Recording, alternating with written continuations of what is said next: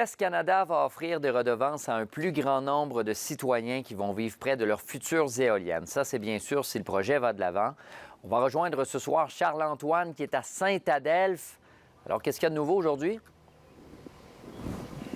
Oui, il faut dire que TES prévoyait déjà des redevances pour les citoyens, mais là, on vient élargir le nombre de personnes admissibles. Pourquoi? Bien parce que le rayon autour des éoliennes, des voisins des éoliennes, eh bien, il est élargi. Ça passe maintenant à 1,5 km. Auparavant, on parlait d'à peu près 1 km. Pourquoi ce changement? Mais TES dit qu'avec les changements au projet et également les modifications au règlement de certaines municipalités, il y avait maintenant peu de gens qui étaient admissibles à ces redevances. Selon TES, il y a 1200 personnes donc qui pourront recevoir ces redevances. On parle de quel montant, Jonathan? On parle de 3 000 $ par année, un montant indexé. Ça représenterait un peu plus de 104 000 $ sur une période de 30 ans. On parle ici, bon, bien sûr, des gens concernés dans les MRC de Mekinac, MRC des Chenaux. Pourquoi? Bien parce que je vous le rappelle, Jonathan, c'est ici que TES Canada veut construire environ 130 éoliennes pour alimenter son usine d'hydrogène vert à Shawinigan. Mais depuis le début du projet, vraiment, le projet qui fait face à un vent de face.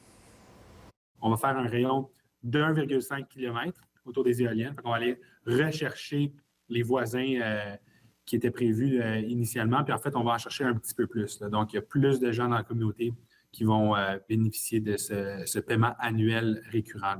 3 000 $, je trouve que c'est très, très bien. Ils pourraient ne pas l'avoir. Puis quand je vous parle de l'ouverture, là, c'est ça. Là, ils ont mis 7,5 km de plus. Là. Ouais. Vous avez parlé des gens qui s'opposent au projet, Charles-Antoine.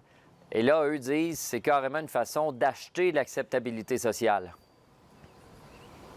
Oui, parce que, bon, pour un collectif d'opposants avec qui j'ai parlé, il n'y en a pas d'acceptabilité sociale. On se rappellera les quelques référendums là, qui se sont déroulés dans différentes municipalités où c'est une majorité de citoyens qui se sont prononcés contre l'arrivée d'éoliennes dans leur municipalité. Également, bien, ça prend place dans un contexte où TES Canada est plus visible, notamment par une vaste campagne de publicité. L'entreprise qui donne plus d'entrevues. Il y a de nouvelles voix en faveur du projet qui se font entendre. Aujourd'hui, on a pris le pouls des citoyens de Saint-Adelphe. Pourquoi à Saint-Adelphe? Bien parce que c'est ici, c'est le village là, qui accueillera le plus d'éoliennes, une quarantaine sur les 130 au total.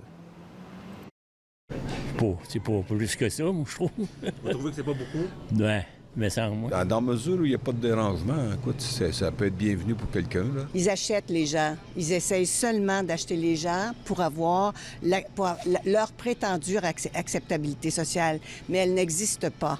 Quoi qu'ils fassent, ils ne l'auront jamais. Là, on va donner de l'argent à 1000 personnes pour leur dire « Dites oui à mon projet de TES Canada ». Mais ça demeure toujours une minorité de la population qui serait pour.